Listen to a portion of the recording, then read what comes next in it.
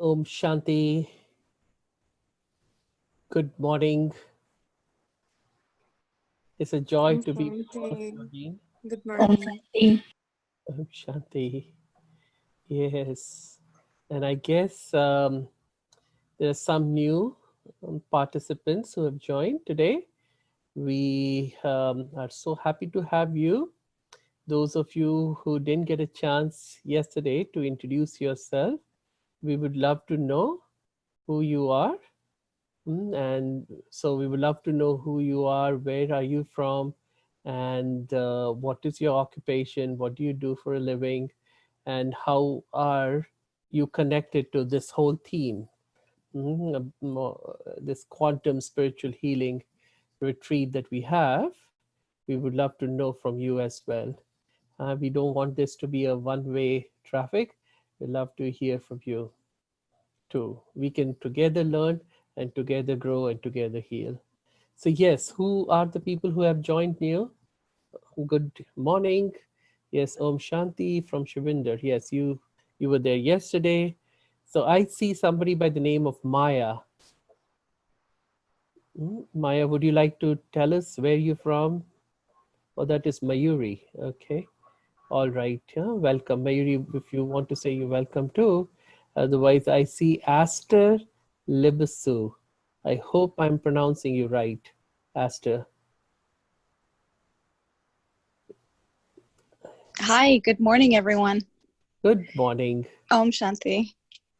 Shanti. So where are you from, Aster? I am based in Los Angeles, and I actually, unfortunately, I missed the first day yesterday, the introduction, because I looked at the time and it said 7 p.m. So I logged in 7 p.m. LA time, unfortunately. So it was over Oh, by the time I joined. So here I am now.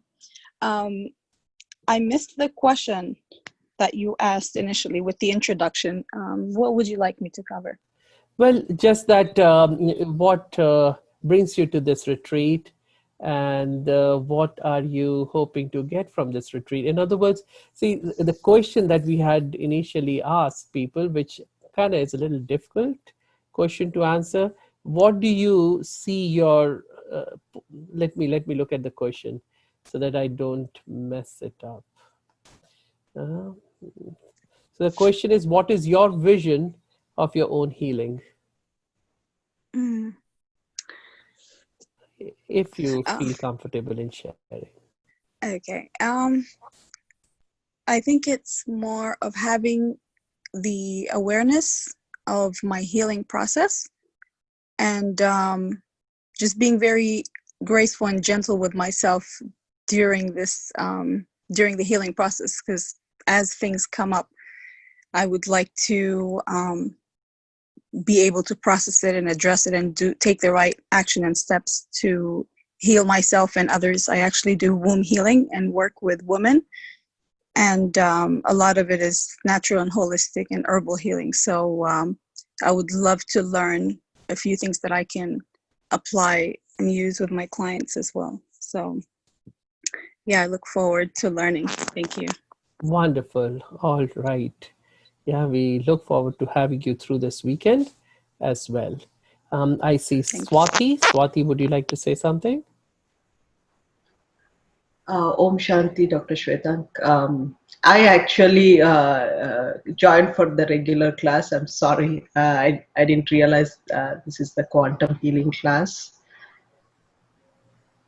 No, that's perfectly fine. There are no accidents. Yeah, so I thought I will just stay. No, that's wonderful. And so you're welcome to stay through the retreat. I'm going to share the screen again for everyone where the retreat schedule is available for all of you to look at. So there you go. This is Saturday, right? 9 to 10 a.m. ish. We'll talk about understanding the laws of quantum physics and their relationship with healing. From 10 to 11, we'll do something about visualization. And 11 to noon, we'll have session by both of us together. We'll be taking it, but it'll be Dr. Kanisha Bain. She'll be talking about lived experiences of the cancer survivors in the context of spirituality and self-healing. This is based on our own research. And then we'll have a long break from noon to 5, and 5 to 6:30 will be on death, dying, and moving on. Like I mentioned yesterday, it kind of sounds a little bit serious and morbid, but it's not really. It is a very important session for all of us to understand. Unless we kind of have deciphered the meaning of death, we cannot really help others who are kind of going through the process of death and dying, and serve them, if you will. Yeah, so Sunday, then we have 9 to 10:30 a.m. a session, and that will be the conclusion of the retreat. All right, and so I will stop sharing. Okay, so I guess we can start the session now. I wanted to kind of, before we even go into quantum healing, I know everybody is very excited about it. I want to say that we are not experts. Neither Kanishta nor I am experts in any of this. We are going to share with you what we know so far. We have found quite a bit of personal healing and be able to see healing in people around us by this process. And we wanted to do our due diligence in sharing it with others, because I feel this kind of information is is something that should be available for everyone in the whole world. Everyone needs to know about it. Everybody needs to be able to tap into that healing energy that we hold within ourselves. So quantum healing, and I have to share the screen. There you go. Quantum spiritual healing. I know everybody is very excited about this, but truly speaking, it is just a fancy word for understanding that our thoughts, our intentions, our beliefs, that is, our consciousness, plays a very important part in our disease, our illness, our lack of health, and therefore also in our healing. Yeah. So in a way, when we say quantum, quantum is like a pocket of energy. It's a unit of energy. So when you look at quantum from a spiritual point of view, yeah, like quantum for light is a photon. Yeah? It's a pocket of energy. Similarly, for the consciousness, from the spiritual point of view, the quantum would be the energy that is created by our thinking. Yeah. May I request whoever it is to mute, please? And so, yeah, so is it making sense? Yeah, the thoughts that we create, each thought can be considered as a quantum, as a quanta. Our thoughts, our feelings, our emotions, our intentions, our beliefs, then lead to our healing, and of course, in a negative way, to our disease. Now, this is something which is being explored, has been explored for quite a while. It is not really new, though we are understanding the implications, the true implications, only now in the recent few years. But what I want to also do today is to take us all into the quantum world, the world of quantum physics, because I feel there is a lot of healing in that world, in that space, if you will, and in the understanding of that world and that space. This is not something that has been explored much. You wouldn't hear about this connection of quantum healing, if you will, or the effect of the mind on our body with actual quantum physics. All right, so off we go.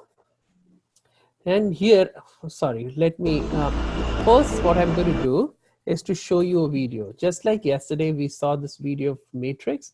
This video too, in a way, is redundant for this group because I feel all of you are ready to explore and embrace new paradigms. Yeah. But yet, if there is any resistance whatsoever, maybe today with this video, you can let go of that because resistance comes from fear. And if there is fear, then there is no growth. So if you can, for a little bit, allow all your fears to go away, somehow pack it all up and keep it aside. You can revisit those fears later. But for a little bit, be ready to explore yet unexplored new dimensions of our existence. All right? All right. I'm sure all of you enjoyed that video. Well, we'll go a little bit into what is quantum physics, and we'll discuss that video more later. So for a long time, there was classical physics that dominated the world of science and physics for that matter.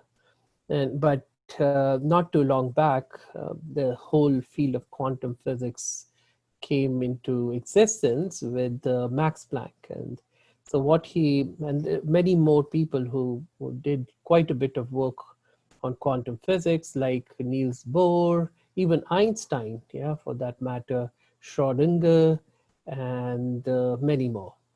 So this is what Max Planck had to say about the world that we see around us. What is reality is what I'm trying to take us into. But what he said was, as a man who has devoted his whole life to the most clear-headed science, to the study of matter, I can tell you as a result of my research about atoms this much, there is no matter as such.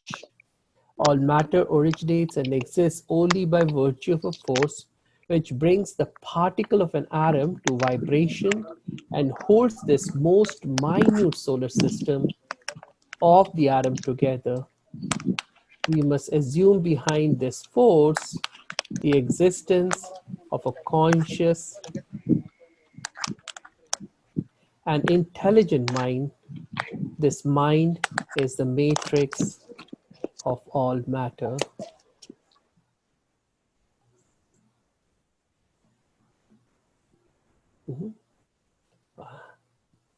Then Richard Conn Henry, another very well-known professor of physics and astronomy from Johns Hopkins, said, "There is no actually existing universe at all. The universe is purely mental. The entire universe is a projection of consciousness. We experience the universe as a projection through us because each of us is a center of consciousness. There really is no here or there because everything is at one point where consciousness is. You know, like a big wheel, and there's the outer rim of the wheel, and then there's the center of the wheel. If we are at the center, there is really no movement. And if there's no movement, really speaking, there's no distance. If there's no distance, there is no time. When we are at the rim, then there is constant movement, constant distance that has to be covered, and there's constant time. Yeah, so there really is no here and there because everything is at one point where consciousness is. The reality of here and there is all created and experienced within the singularity of consciousness itself. Albert Einstein very famously said, reality is merely an illusion. Yeah, all that we think is real, all that the world thinks is real and tries to project it as real for us to believe in, is merely an illusion, albeit a persistent one. It's pretty persistent. It is pretty convincing. It is not easy to see the reality as an illusion that it really is. Yeah. So what this tells us, that what Naz had said in the beginning too, right?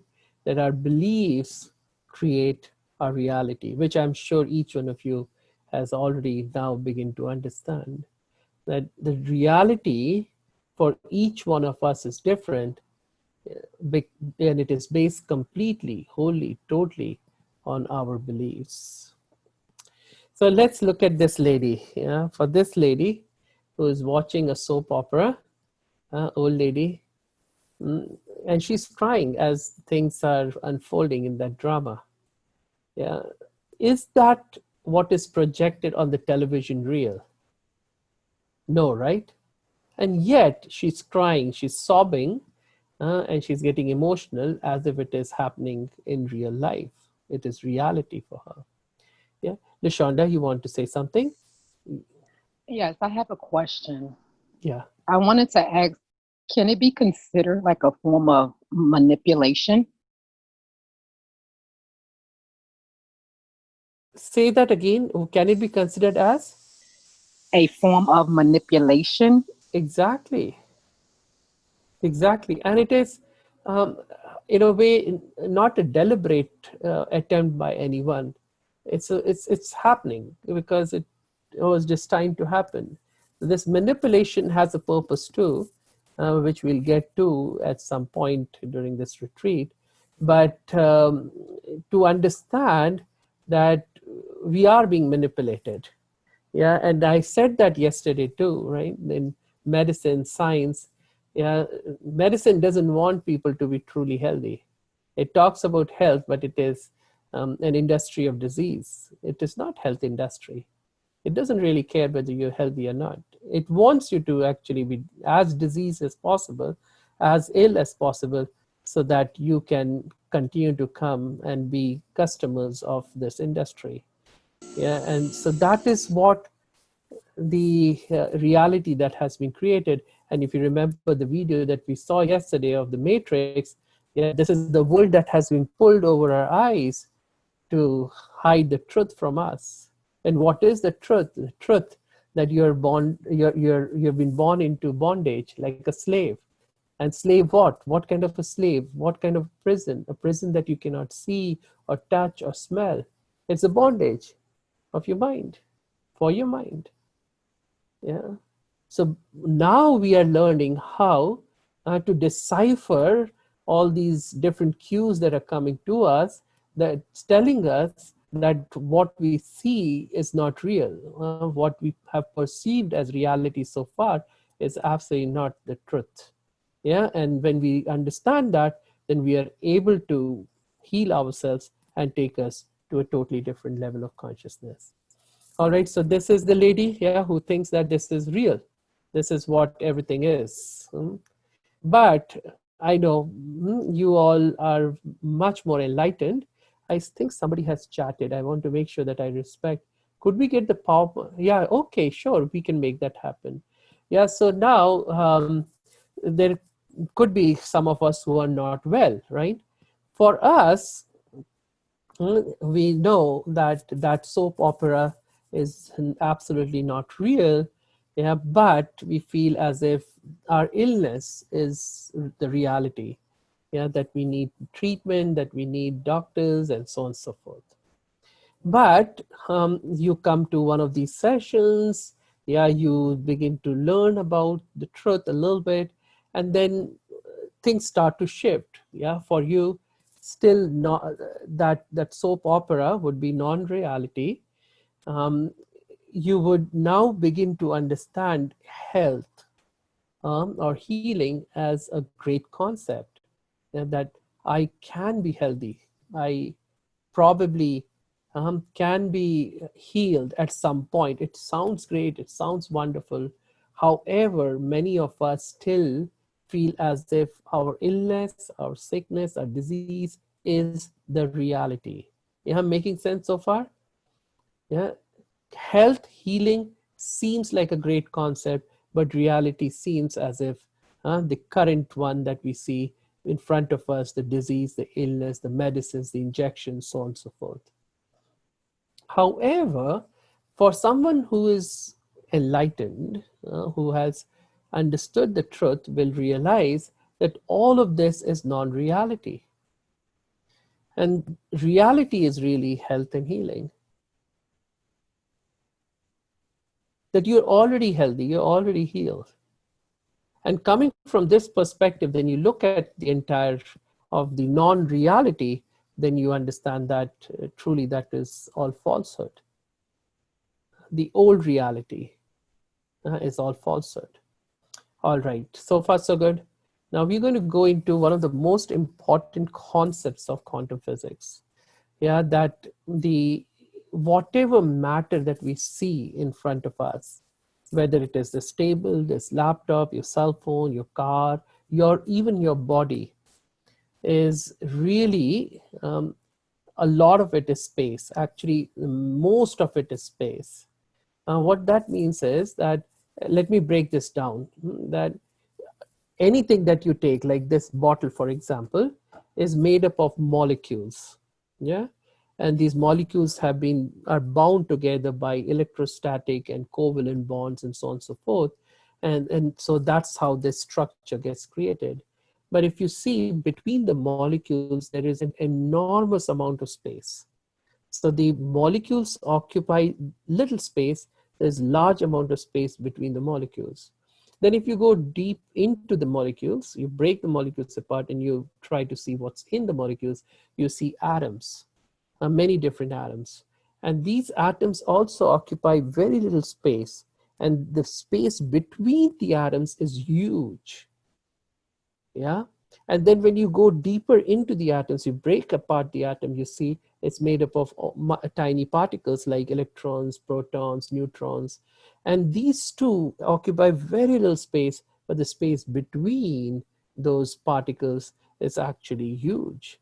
So if by some way you can calculate all the space that all of these tiniest particles occupy, and you can also somehow calculate all the space that lies between these particles, you will find that it is 99.99999, and you can go on doing it for quite a bit, that much percentage space, and it's only 0.000, and you can keep doing that for quite a while.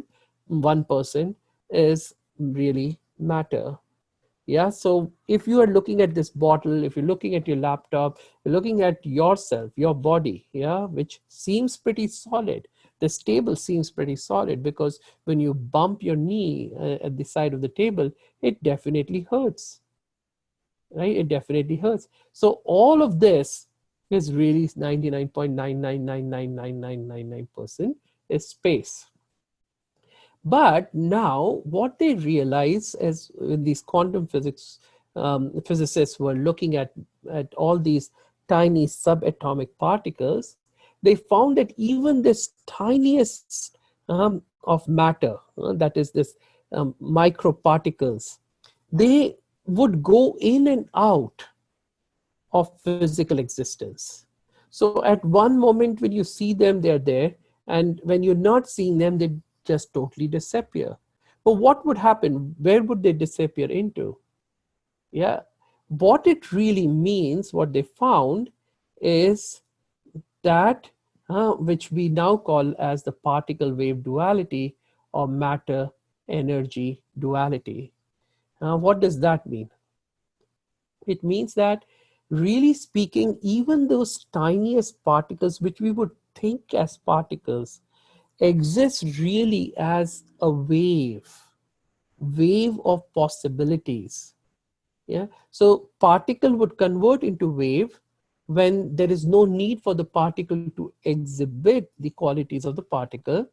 And when there is a need for the particle to behave like a particle, it would then come back from the wave kind of function to its particle form. So in other words, there is a wave of possibilities for the particle to exist as, and then it coalesces, or in a way there's a wonderful word that is used is collapse. So that entire wave of possibilities then collapses into a particle of experience.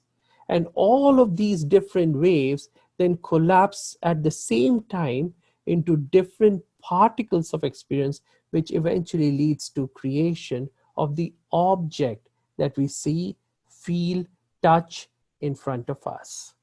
All right, so far so good. I'm trying to make this as easy as possible. Yeah. So now what it really means is that if you look at all the objects that you have in this whole physical universe that you are so familiar with, if you go one step below, there are molecules. One step below, there are atoms. One more step below, there are these subatomic particles like protons, neutrons, electrons. And then below this is nothing but information, nothing but a wave, nothing but energy. So all of these that we see in the physical world actually exists as energy in the quantum world, in the subatomic world. Even the body that you see here exists as mere energy, as information in the quantum world. So you too exist merely as information. So this big body that we see in the mirror every day, that we are so obsessed with, yeah, aren't we? We're very concerned about it, right? We try to protect it in every way or sense, that it shouldn't get bumped with anything, it shouldn't bump into anything, we shouldn't trip, and otherwise we'll break our knee, our ankles and hurt our knees, and we, while we are chopping vegetables, we should not cut our fingers, which is perfectly fine. That's fine. But really speaking, this body doesn't even exist in a way, if that makes sense. It's merely an illusion that all of energy, all of these waves of information, they collapse together to create that effect, that illusion, which then seems to us as reality. Yeah. So you see at the bottom of everything, there is this field, if you will, of energy. This is the field which unites everything. And if you go into what Albert Einstein was trying to put out as one unified theory, there is one theory, if you will, that unites all of us, all of matter, all of existence. And that is this space, this quantum world. This is where true healing lies. If we can tap into that space, we can get anything we want. Because in this space, there is no time. In this space, there is no distance. Because really speaking, there is no matter. And if there is no matter, then matter cannot matter. It doesn't really matter. Yeah? Let's go forward. Here is this another very important concept called as quantum superposition. Yeah, and what does this mean? That when you look at any of these subatomic particles, they in a way exist in various, what they've really found is that the same particle would exist in different shapes and sizes in different places at the same time. Which sounds kind of crazy, sounds weird. How is it even possible that the same object, the same particle exists in different places, different locations, different sizes, different shapes at the same time? You would say, no, they are totally different objects probably that you're seeing. But no, they have this validated time and time and time again that that's the same object. that's visible in different locations at the same time. So how is that even possible? Again, going back to the wave function, that all of matter that we know of exists in the form of information. It exists as either a particle or a wave, or really infinite shades between the two, because the wave then collapses into the matter, the particle. Yeah, makes sense so far? Is it getting too intense? If it is, let me know and I can make it easier. If it is not, it will all come together at the end. I assure you, I'll make sure. I won't make it too complicated. So anyway, so now you think from the spiritual point of view, or even from a healing point of view, how do you exist in the quantum world? Either as totally unwell, or totally healed, or infinite shades between the two.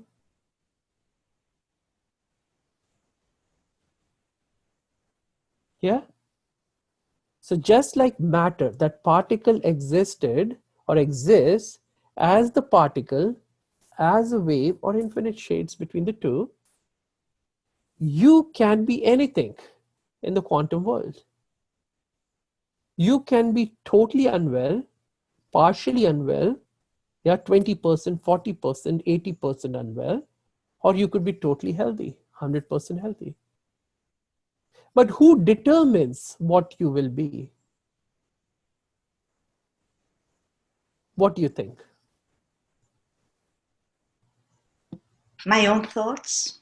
Yes, you yourself are the one who determines. Now, this brings us to yet another concept of quantum physics called as the observer-observed effect. Now, for this, it's important to understand a little bit about Thomas Young's experiment of double slit. It's called as a double slit experiment.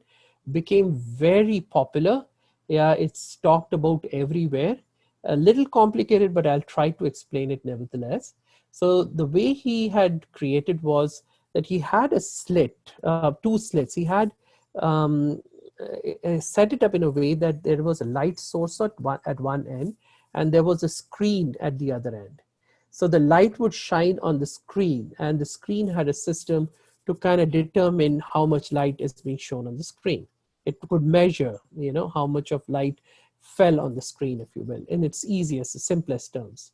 Then he put a kind of a barrier in between the light source and the screen. And that barrier had two slits.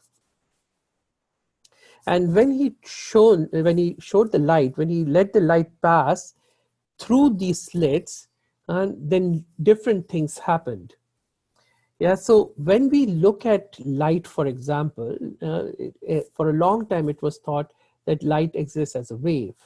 Then there was quite a bit of controversy that was created when Einstein found that it actually works as a particle, because there was no way how we could explain the photoelectric effect, for example, by the wave function. It had to be kind of explained by the particle function. And that's where this whole thing came into existence, the particle wave duality.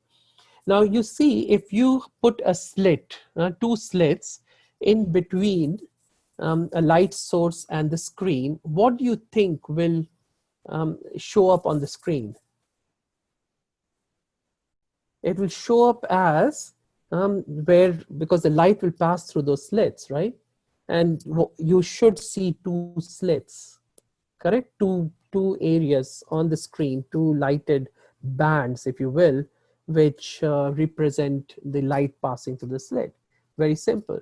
But when you go into the subatomic world, when you kind of go deeper down below, what he found that if light works as a particle, just like the golf balls, or tennis balls, it would either pass through one slit or the second slit.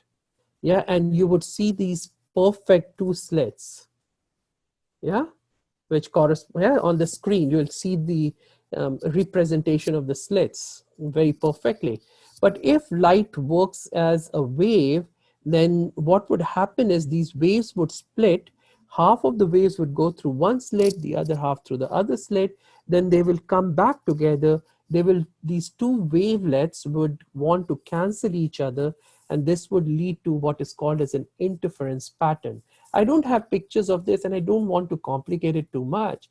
But what he found was that when he let light pass without trying to observe how light passes through those slits, he would see an interference pattern. That is, light would behave as a wave. But when he put a camera right at the level of the slit just to see how light really passes, light suddenly started behaving as a particle. And so instead of the interference pattern, a different kind of pattern on the screen, it changed to that two slit pattern. And he was confused. He said, what's going on? So he got then actual particles. Yeah, actual particles like proton guns. There are proton guns which shoot protons one by one. So he got these protons to come out of these guns at like hundreds of thousands at a time, and let them pass. So, but these are protons, these are particles, right? So they will either pass through one slit or the other slit, and you should see a two slit kind of pattern on the screen. But he saw that when he's not watching with the camera, even these protons, these actual particles, were behaving as a wave, and there was an interference pattern on the screen. When he would switch on the camera, the same particles started behaving as a particle. And there was a two slit pattern on the screen. That's so interesting. What does that tell us? That our observation has an effect on how the material world behaves. See, that particle has no consciousness in a way, right? Yeah, that proton, that electron has no consciousness. Yet, how it behaves, whether it behaves as a particle or as a wave, depends on what the observer is looking for. Yeah, makes sense? Yeah, so it behaves either as a particle or as a wave, depending on what is the consciousness of the observer. If the observer is trying to see it, so the particle says, well, the observer is trying to look for me, let me reveal myself as a particle. Yeah, and when the observer is not looking, says, all right, I don't care. Now it's not looking, let me behave as I really am, a wave of infinite possibilities. You see? So now if you look at this same understanding for your health, yeah, you can look at your health. Yeah, health in a way you would say doesn't have any consciousness, just like the particle.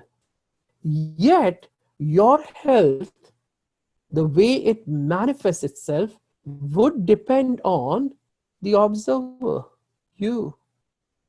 How do you see your health? Do you see it as bad health, that you're unwell, or see yourself as in good health, perfect health, totally healed? That's how your health will end up manifesting for you. Make sense? So far, so good. Have I lost you, or are you still with me?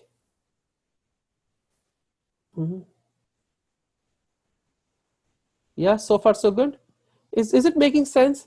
I think I have simplified it quite a bit, because quantum physics is pretty intense, pretty difficult, but I think in the simplest form, good so far. Yeah, wonderful. Okay, right?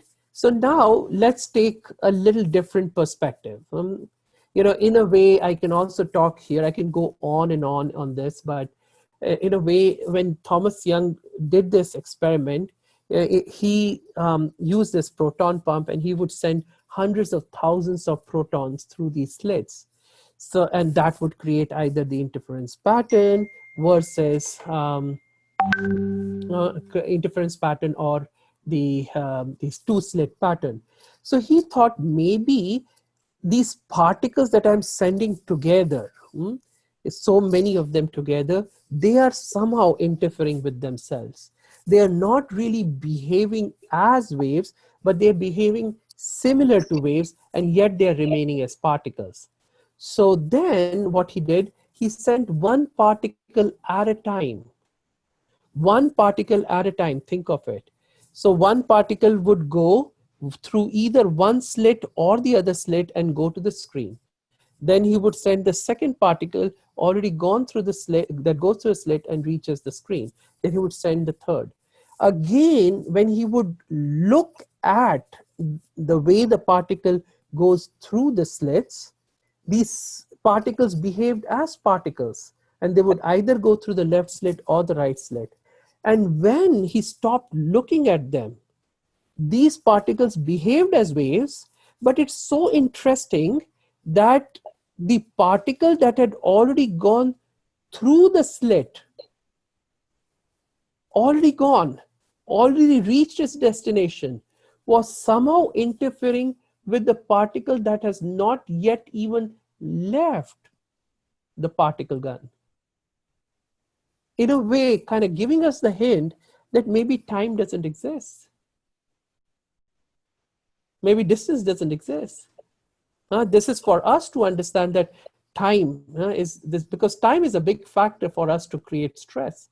We say, oh, I don't have time, or time is too less, and this 24 hours, I wish it was more, and I could do so much more.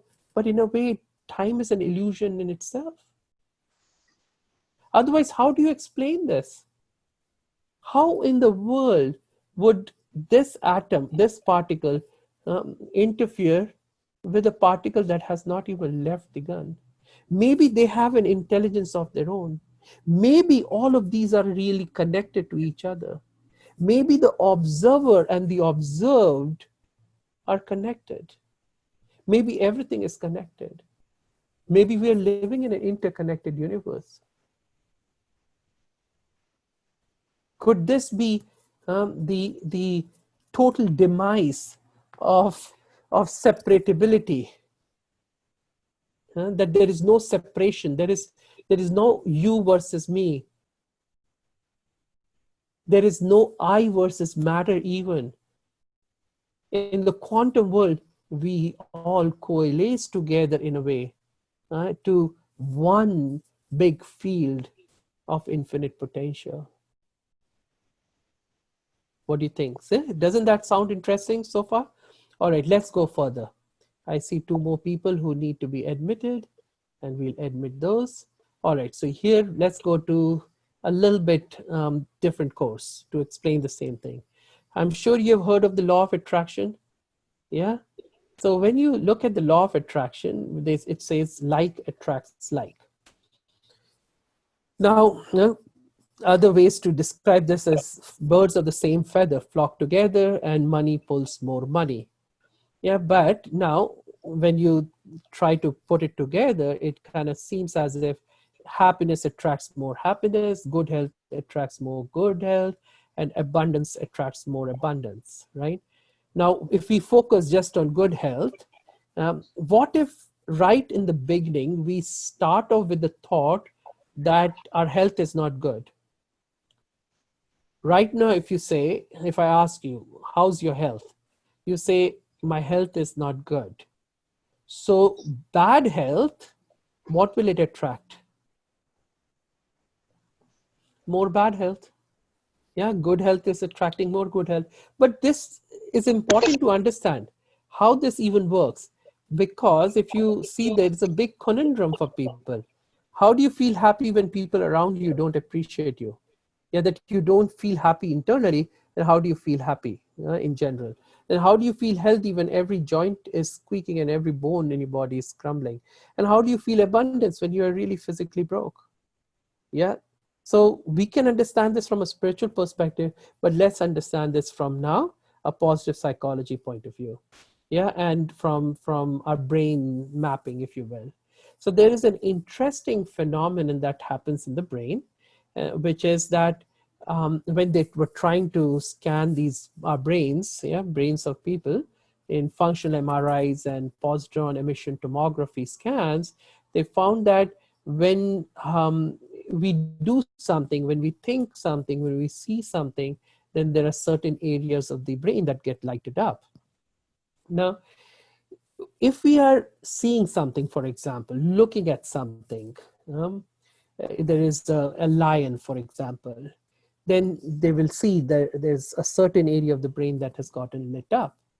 When we don't even see an actual lion, but see it in the eye of the mind, visualize or imagine, if you will, a lion, the same areas were lighted up. Of course, not to that much extent as an actual physical reality, if you will, but it was lighted up nevertheless. Yeah, so for your brain, yeah, imaginary is real. So whether you're imagining a lion or you're actually seeing a lion, the brain is not able to determine the difference between the two. And so the brain reacts or responds to the imaginary as it does for real most of the times. That's why we have all the stress that we have in today's world. Yeah? So what is reality again? From a different perspective, to understand that every minute, a whole lot of information is being delivered to the brain. Yeah, every second is 400 billion bits. So information that comes from inside the body, information that comes from the surface of the body, and then information that comes from out there too. There's just a whole lot of information. And in today's world, with all the social media that we have and so on and so forth, it's just ginormous amount of information that comes to us. But we are not able to process all of it. And we end up processing and taking in only about 2000 bits of information. So now you tell me, what is reality? Is that 2000 bits of information that we are internalizing, or that 400 billion bits of information that's really coming to us every second? What do you think is the reality? And each one of us, it's very interesting, can take a different set of 2000 bits of information out of this 400 billion bits of information. And for you, it will be a different reality. For me, it will be a different reality. There could be an overlap of reality.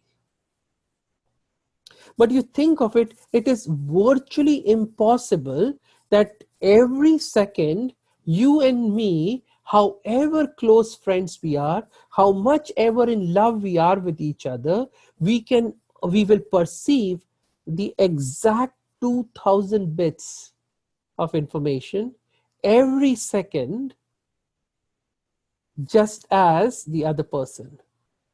It's not possible. And also, which 2000 bits of information do we process? That also depends on what we have already, in a way, resigned ourselves to believe in, to perceive.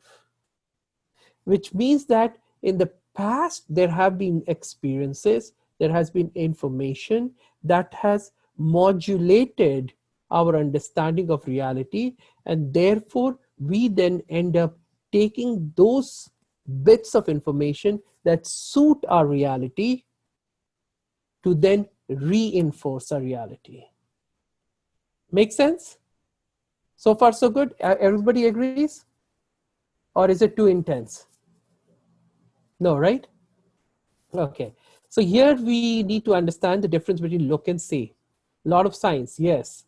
It is. But I will make it easy for all of you. So look versus see, and then listen versus hear. So we all could be looking at the same thing, but we all could be seeing something different, right? Yeah. If you love green color, you see this big painting, you will be attracted towards wherever the green color is.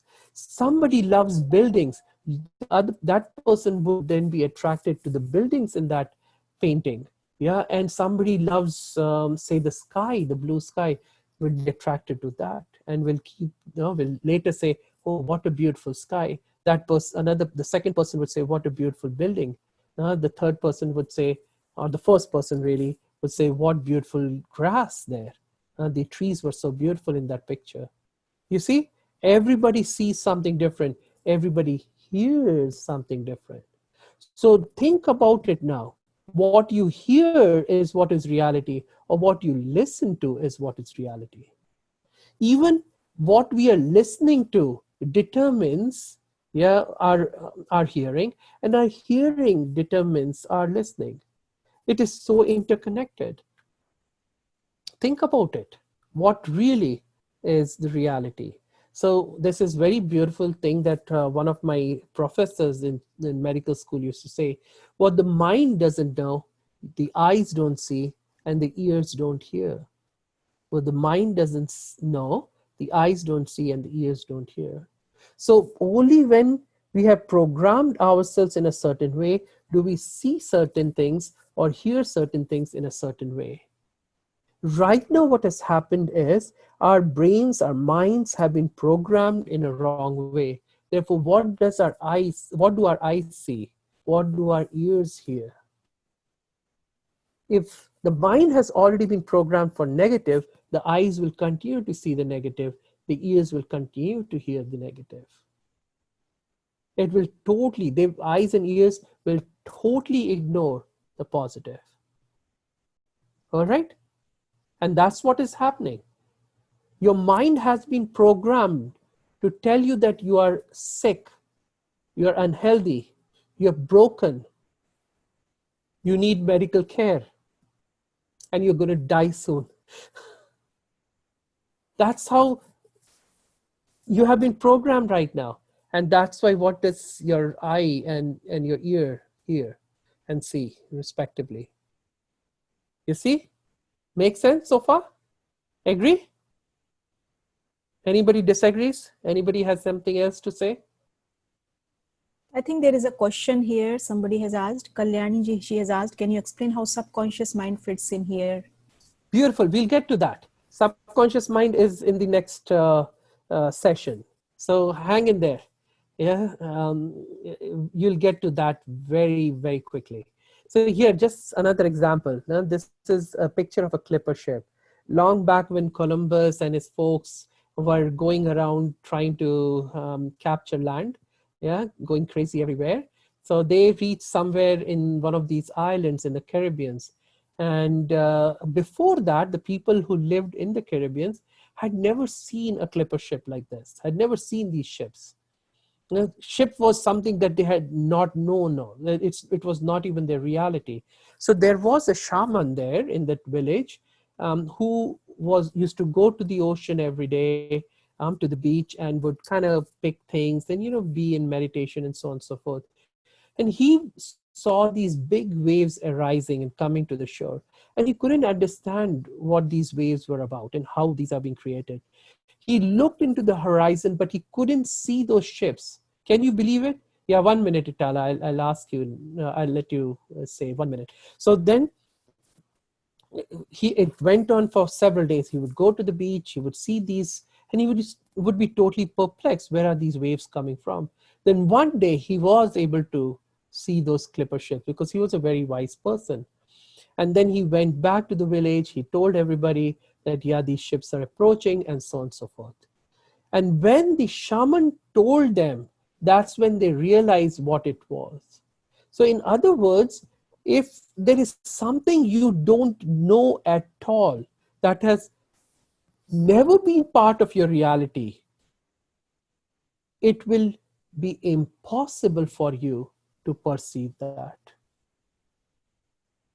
This is how this modern medicine has created a kind of web for us, that from all directions, all dimensions, they have made it impossible for us to even think of a life where true health or complete healing is possible. And therefore, we are not able to see it. We are not able to perceive it. All we see is disease, disease, disease. Yeah, like the shaman, all he saw was ocean, ocean, and ocean. We see disease, disease, and disease. All right. And there's another example of an African tribe deep in Africa. They don't have kind of much of connection with the outer world. And there's somebody from the West who went there and researched quite a bit on these tribes. And he found that in that tribe, they really don't have a name to the color blue. On the other hand, they have lots of different names for different shades of green. So he showed this picture to them, which is the odd square. You all can see it? The blue. None of them could see that. Can you believe that? But now here's another picture.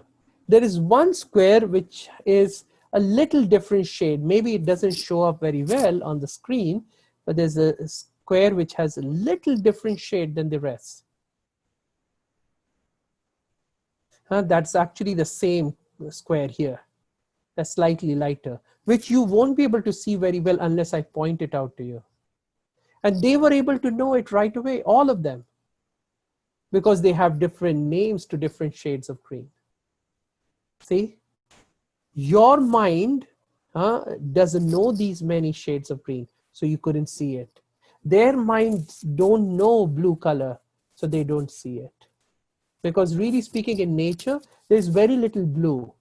If you look around, it's a lot of green. You think, oh, the sky is blue. But sky is not really blue. That's an illusion. It is the diffraction of light that causes the color blue to appear for the sky. And you would say then water is blue. Water is also not blue. It's just merely a reflection of the sky, which is not blue anyways. You see? But if you look around, there are so many different shades of green. And that's how they were living in nature. They had multiple colors for green. Here there is this information about placebo and nocebo. And Kanishta, would you like to say something about placebo and nocebo? Yeah, these are wonderful words, and I'm sure many of you know about it, but let's decipher this a little bit for all of you. Yeah? Over to you, Kanishta.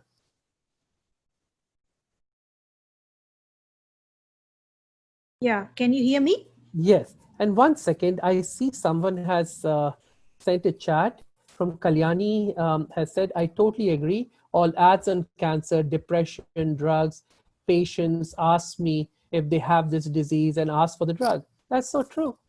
Yeah. All this advertising is for what? So that we take more and more of these medicines. Yeah.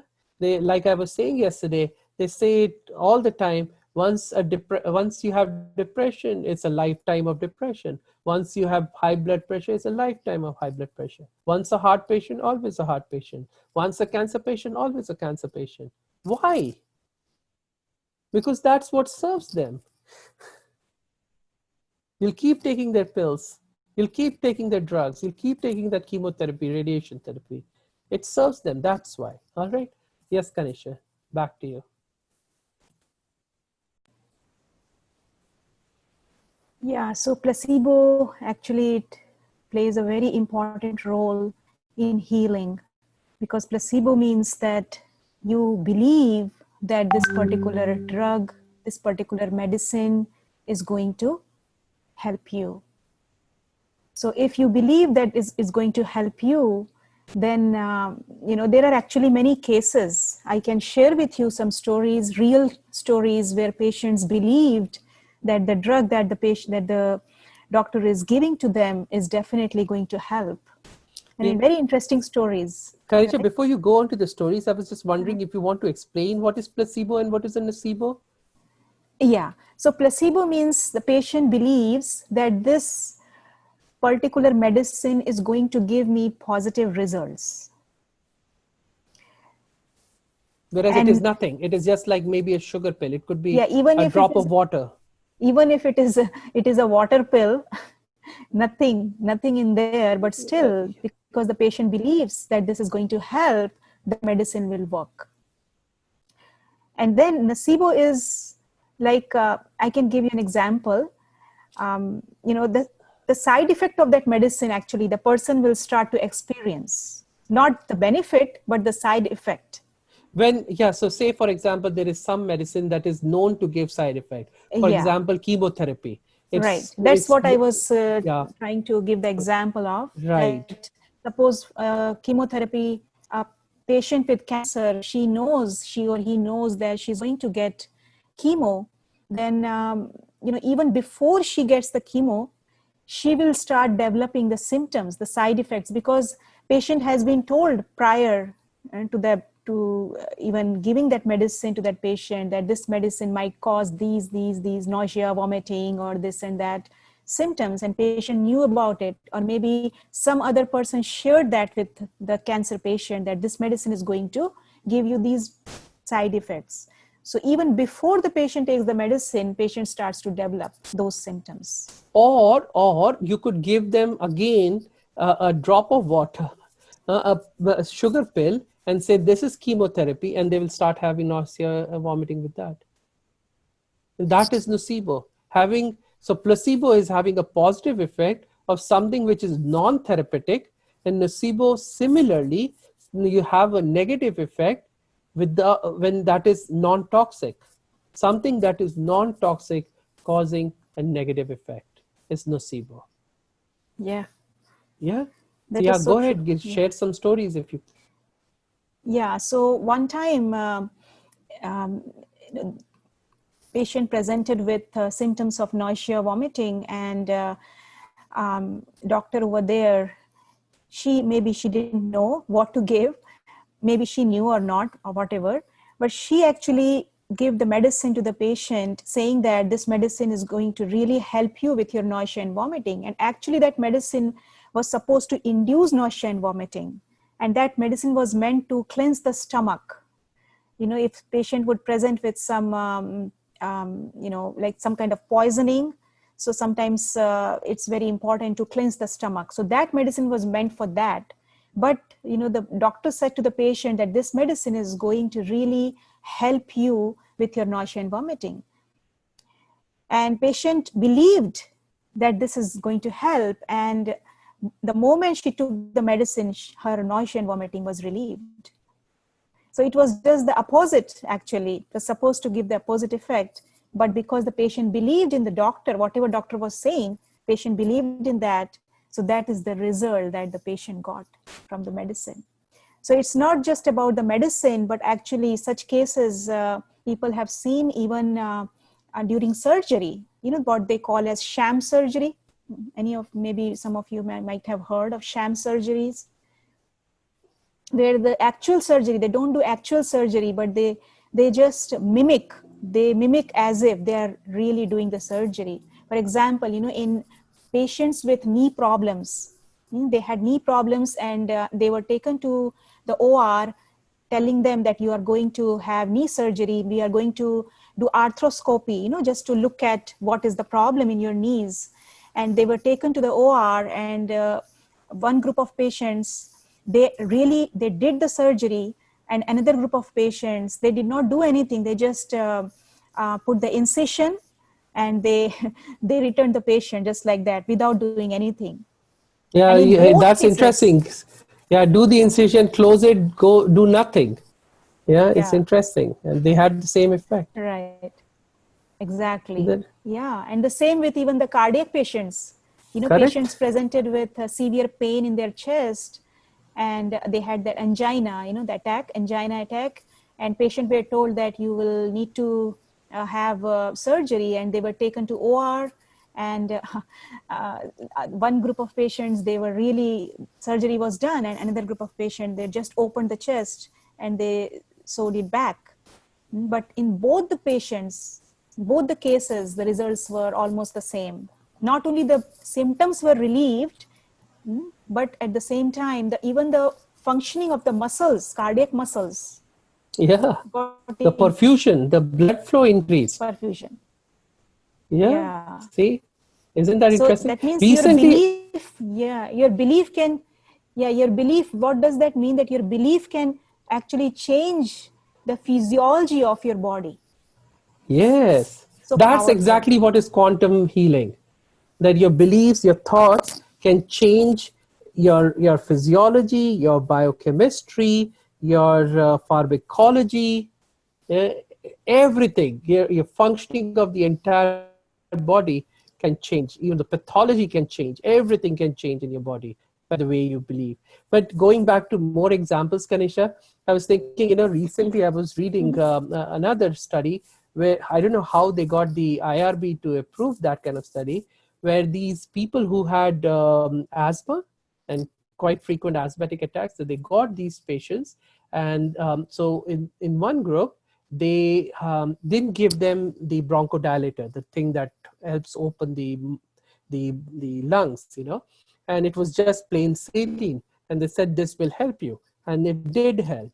But in the other one, they said that actually it was medicine, it was the right medicine, but they said this is the medicine that is going to cause your lungs to constrict, that is you'll have bronchospasm, that is you will have asthma. So despite giving a therapeutic drug, a drug that is known across the world to help with bronchospasm, to help with asthma, just because they were told that this is bad drug, this is something that's going to worsen you, it actually worsened them. And then when they gave normal saline again to the patients, not the real drug, and they found that the patients got better right away. So there were some who were not really. Somebody's mic is on, Kanisha. If you could please check. Yeah, so there are several people who probably are not affected by this, but there was a substantial fraction of patients who were influenced by the beliefs. Yeah, I can give you another story of there was a boy who had a depression, very severe depression, and those were the times when a lot of new research was happening in the area of depression, because a lot of Americans were struggling with depression. And there was a new medicine that had come in the market, and not really in the market, but it was in the making, and a trial was happening. And so in trials, just to kind of understand this whole thing, that there, in today's world, you cannot conduct a trial, conduct a research on any of these new medicines without accounting for the placebo effect. And that's why we do what is called as randomized controlled trials, where half of the patients get the actual medicine and half of them get the placebo, that is the false medicine. So there was this boy who knows what he was getting, but he as soon as he started taking that medicine, he started feeling great. And as he feels great, several days pass. Then he calls his girlfriend whom he had kind of broken up with, and thought maybe I can mend ways with my girlfriend. And so he calls her, and then but over the phone they start arguing. And at the end, he gets so upset with the conversation that he takes his bottle of pills, opens it, and takes all of those pills, yeah, and drinks all of those pills. And then suddenly he panics and he runs to outside his house. He goes outside and goes to his neighbor and says, "Hey, take me to the ER. I've taken all these pills. Help me out. I'm going to die." And so he is taken by the neighbor to the hospital. And there they are not sure what is going on. His blood pressure is low. He's having all these symptoms. He's sweating profusely, almost like about to die. His pulse is thready, and so on and so forth. And they then try to contact the investigators to understand what medicine he was getting so that they can give the antidote. So when the investigators looked, they found that actually this boy was not getting the medicine anyways. He was just getting the placebo. And so they tell the ER physicians, and the ER physicians tell the boy. The boy says, "No, it's not possible that I was just getting a sugar pill, because my depression had gotten better after so many years. Yeah, it really was working." And they checked, no, 100% you were getting just a plain sugar pill. And then as soon as he was convinced, he was told many times, and he got convinced that he was just getting a sugar pill, actually his symptoms got better. Yeah, his blood pressure got back to normal. His heart rate got back to normal. He stopped sweating, and he was able to go back home. Isn't that interesting? So sugar pill was creating all these side effects. That's the nocebo effect. Just because of our beliefs. And we can go on and on and on. I know time is short and we can't tell more stories, but I hope you all are convinced, yeah, that your beliefs have the ability to change the entire functioning of your body, even your anatomy, if you will. Yeah, not just your physiology, not just your chemistry, your biochemistry, not just your pharmacology. In fact, your genetics, your gene expression, yeah, and therefore eventually your anatomy can change. And I'll go a little further quickly. Yeah, so belief to the outcome. From positive psychology point of view, there is this term that is very popular called the self-fulfilling prophecy, that beliefs lead to outcome. But sometimes this gives a very kind of a strange feeling that how are these two connected? Is there some sort of magical thinking happening here that our beliefs lead to outcomes? But actually, no. What happens is our beliefs lead to change in behavior, which then leads to the change in outcome. Yeah. So for example, if you say, I'm going to drive, I'm going to have an accident today, I'm going out for a drive, I'm going to have an accident, and then you end up with an accident. It's not that some sort of magic happened there. Some sort of evil spirit came in and caused that accident. Can you get training wheels for me today? Was that Kalyani? Yeah. There are So a few questions. I think Ashokji, they also yes, want to ask some question. Sure. Yeah, I had a question. Like this principle would apply for psychological conditions, but let's take for example, you have 10 patients, and all the 10 patients, you've just selected 10 patients who have coronary diseases. They have, say, the three main arteries, they have, say, 100%, 100%, and 80% blocked. Now you have 10 patients, you open up all of the patients and just sew them back together and tell them, okay, you're fine. It's not going to happen because they're still going to have the blockages, and physically they're not going to get enough blood supply. Good. So how can No, that I be? got your point. No, that's wonderful. I agree with you. See, what happens is the body has the ability to heal itself. That's very important to understand. Our body is like a pharmacy inside. It has all the chemicals that are needed for opening the blockages.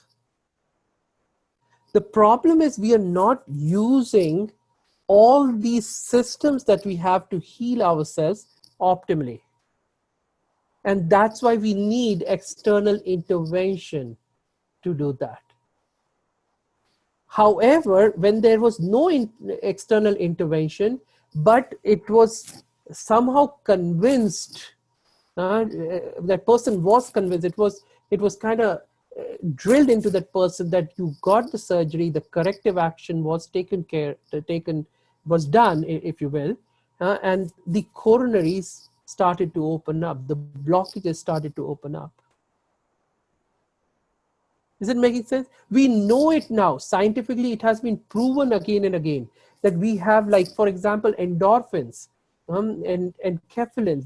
These are chemicals which are 100 times more potent than morphine. So when we are happy, when we are kind of in good company with family and all that, then these endorphins get secreted. So our body doesn't hurt even if we haven't taken medicines from out there. Make sense? As far as the endorphins go, yes, it makes sense. But if it's 100% blockage and it's all completely calcified, the body will kind of bore through it and dissolve the the blockages? Why not? So first of all, see, is it a reality that is 100% block? What is reality? What the doctor tells you or what you know inside? No, but the doctor tells you by looking at the angiogram and stuff. So how And do you know that angiogram is the right thing? We because don't. when you Even when I you tell walk, you, Mhm. I tell you honestly, as a doctor, I can tell you, we really don't fix people. People fix themselves. Actually, all that we're doing really, and in a way, I tell you something, this is truth of the matter. If you have an artery that is blocked, yeah, at this and this place, three places, 90%, 95%, 98%. Actually, these blockages are not the ones that cause heart attack and death. The blockages, the little bit of calcium in other places is what causes. So when we take the patient into the operating room or wherever, we stent that place. The cardiologist would stent that place where it is the maximum blockage. But that is not what is the cause of the death anyways. So what are we stenting? We know it. We know it scientifically. But the whole, when what has happened is science has been very good in convincing people that when we stent you, everything is going to be great. So then we feel, yeah, we are going to be great now. Now what we have to do, yeah, you're welcome to continue to believe the doctors, all right, and continue to help the doctors buy their BMWs and big houses in their vacations by and allowing them to do all these interventions on you. But on the other hand, you can heal yourself by believing that without intervention, your body has the ability to heal itself. Okay. Make sense? To some To extent? some extent, it does, because I myself am the example. I had these kind of blockages, which I'm talking about, 100, Sure. 180. And I went to the doctor, and I went to an alternative doctor, and he said, follow Dean Ornish's and do the visualization and everything. And I did that for 10 years, and which was actually like walking around with a time bomb in my shirt pocket. But Good. after for 10 years, I did the visualization, I did everything. I did not have a heart attack, but I couldn't walk even up to the driveway. It was quite an issue. Okay. And then I had finally after 10 years, I threw in the towel and had a bypass surgery done. And Good. within like 3 or 4 years, I was fine after that. In fact, I did the New York Marathon after that. So, Awesome. Awesome. See, I'll tell you why this visualization is not working. I'll get to that. okay. Yeah. Why? Yeah. Because you see, you understand the belief is not 100%. Mm. The problem is in our belief. Okay. Science has done a great job in convincing that all this alternative medicine will help us, but maybe not. What is definitive is the surgery, the bypass surgery. And so we do that and we get cured. Okay. I'm telling you, yeah, think about it more. So here, Yeah. this is where, how do we change our beliefs? In other words, how do we translate all those micro environmental effects that we had, that we heard in earlier, into the macro level? That at the minutest particle level, the observer determines how the observed particle will behave. 100% times. Absolutely no fallacy was ever seen ever in this experiment that was conducted millions of times across the world. Yeah, there was never an error. That the observer determines the observed effect. How do we bring it to the external world? Where if I see something as healed, that's how that thing should behave. Yeah. So yeah, here is a little bit about this analytical mind, the subconscious mind, and the aspect of suggestibility. We'll go into this in a little bit in the second session. Yeah, but what it really means is that there is this big analytical mind that we have that constantly goes into the world, into our existence, based on what it has already known. And that what is known is very limiting. But are we ready to believe what is the unknown, which is unlimited? This analytical mind stops us from believing the unlimited. And that's why this whole aspect of suggestibility. You see, some people still don't respond to placebos. And some people respond to every placebo you can give. That's where suggestibility comes. You see, children, you tell them something like, these Christmas gifts were brought by Santa, and they believe it. They're very happy. As we grow older, our analytical mind takes over. Yeah, and we think we have become wise, but we become less suggestible, and therefore we are able to heal ourselves less. Yeah? Make sense? All right, so this ends this session, but I see a few questions coming up, and I see that some hands have been raised. This is, who has raised their hands? Let me see. Kanisha, do you see? I thought I saw somebody has raised. Yeah, I think Shivinder ji and Lashonda. Shivinder, okay, yes, They have raised please. hands. Whoever wants to go first. I think that was me. Okay. Me would mean? Oh, sorry, Nisha. Sorry. Nisha, please. Nisha. Yeah, no, all right. Please, Nisha, go ahead. Right. I think what you're trying to say is pretty much based on the premise of cognitive behavior therapy, which is a psychotherapeutic treatment that we tell people to focus on their disturbing and distorted thought patterns, which has pretty negative impact on our emotions and our feelings and behaviors. Exactly. Exactly. So there are multiple ways we can look at this whole thing. Yeah, but to understand that we have the ability to heal ourselves. So Really, where is this tiny difference between a belief and a thought? I'm trying to could you just nail that? I'm belief and a thought. A thought is something that comes, of course. We have about 700 thoughts on a day-to-day level. Where is Actually, that we belief? have lots. We have, they saw through research, something like 50, 60,000 thoughts a day. Right, But, 700. yeah. That's what came across to me. 700 thoughts an individual can come across. Yeah, So, probably in a minute. Probably in a minute. Yeah. So yeah, that many. So there are lots of thoughts. And so when thoughts get processed into true understandings, yeah, that's when it takes the shape of a belief. true. Yeah. Yeah. So belief is more processed a thought. Everything Correct. is a thought in a way. Our dreams are thoughts too. Our ideas are thoughts too. Our Right. emotions in a way are thoughts. Our feelings are thoughts. But each one has a different flavor, because when, like, for example, you take flour, right? Wheat flour, and you can make it into tortillas, you can make it into rotis, parathas, and naans, and whatnot. You can make it into a pizza. Yeah. So whatever you want to do with the thought is what the thought becomes.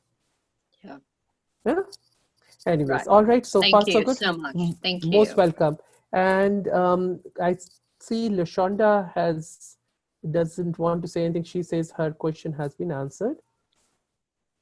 I see Shivinder has said, Ashokji, I'm following Dean Ornish's diet and I have positive outcomes. Wonderful. I have one question here. Yeah, I have, as I mentioned, I do meditation and I have belief in it. That's why I'm listening to this. But I always feel that this is more a combination of a physical and this mental or spiritual. This is all one system. It is not totally separate. So we can't keep on eating. If you have a cardiac issue, you can't keep on eating oil and say my body will heal and it will heal. So it is not like if there is a fire, you don't keep on putting oil and say, oh, fire will go away because I want it to go away. So I think it is a combination of that. When we give it thought, we also have to take positive steps and actions. Oh, It is not only absolutely. one spiritual thought that, okay, I will heal and I will not do, I will have a inactive passive lifestyle and it will heal. So I think it has to be a combination, as Dr. Dean Ornish put it simply: eat well, move Exactly. more, stress less, and love more. So everything has its own value, and Yes, for but every that's what, individual it will have a different proportion of right. it. See, what I want to say is that when we're talking about belief that this is the truth doesn't mean an isolated truth, because then that becomes an illusion. That becomes really a delusion even. You can't really look at fire and keep putting oil and hope that the fire will go down with your oil.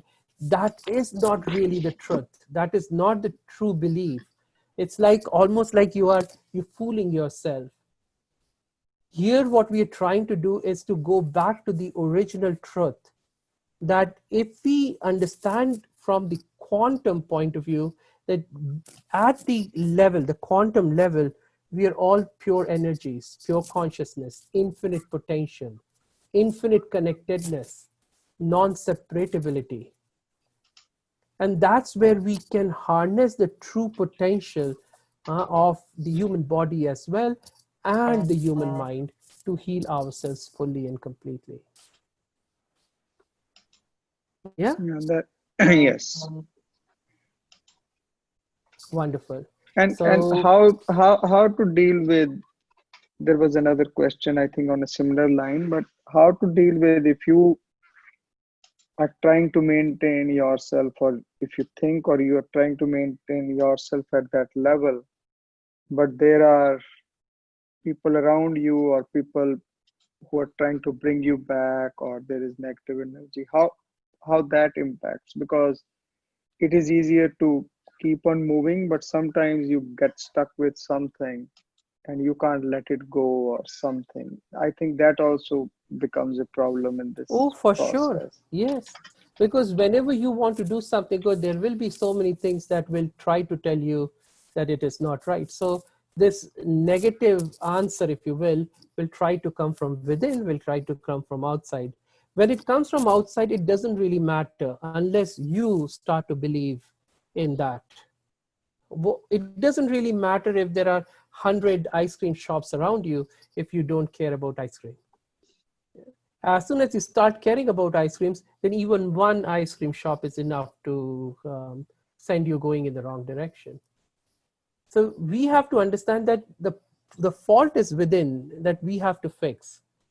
If we are able to change our belief system completely, no matter what the universe tells us, yeah, no matter what our friends say, no matter what the society says, no matter what doctors say, no matter what the newspapers or media says, I believe in the truth. I know the truth. And you hold on to the truth that you're totally healed.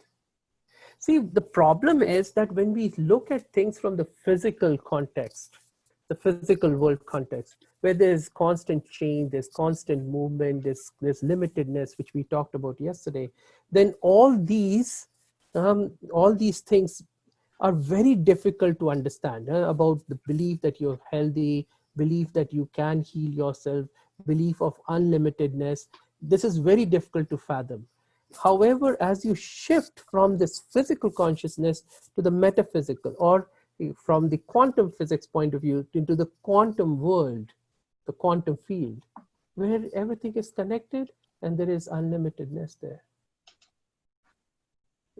There's nothing physical there anyways. You're just pure consciousness, pure potentiality. And more you stay in that, then less you'll be affected from this by this physical world. More you'll be able to hold on to the belief that you have created. Agreed? Yeah.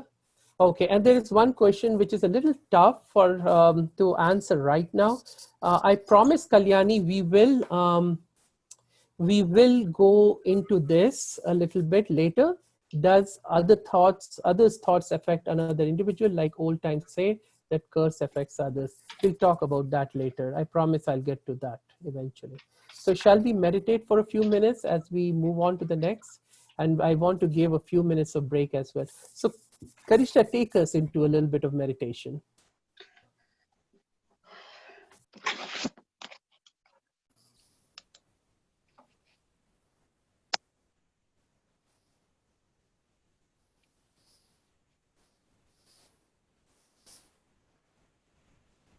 Okay, so let's together take this moment to relax with all the understandings, all the knowledge that you received in the session. It's very clear that I am not what I see, but I am what is invisible.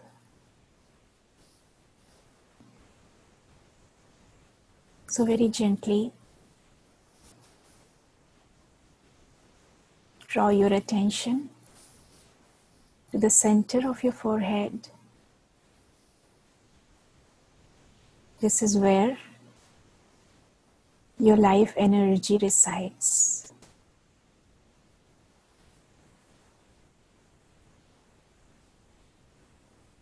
And this is who you are.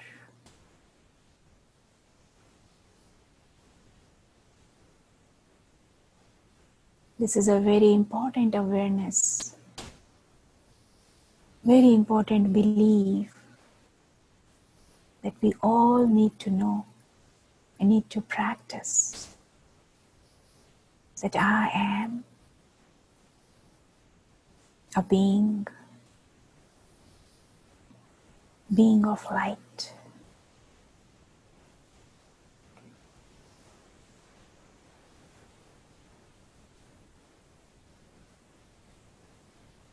This is my reality.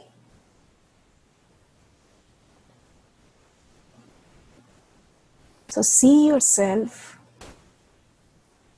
living with this reality.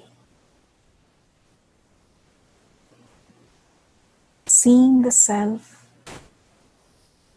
as a being of light, walking and moving around with this awareness that you are light.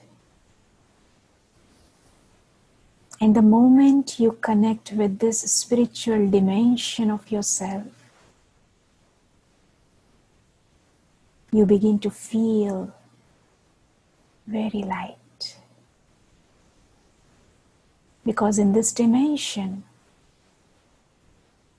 there is lightness, there is peace, there is love, there is happiness. And this is what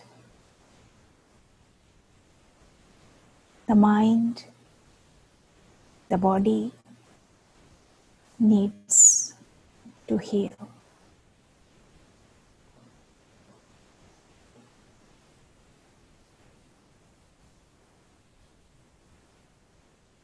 There is a reservoir of healing energy inside each one of us. We just need to remember and activate this healing energy. And the way to activate is by becoming aware.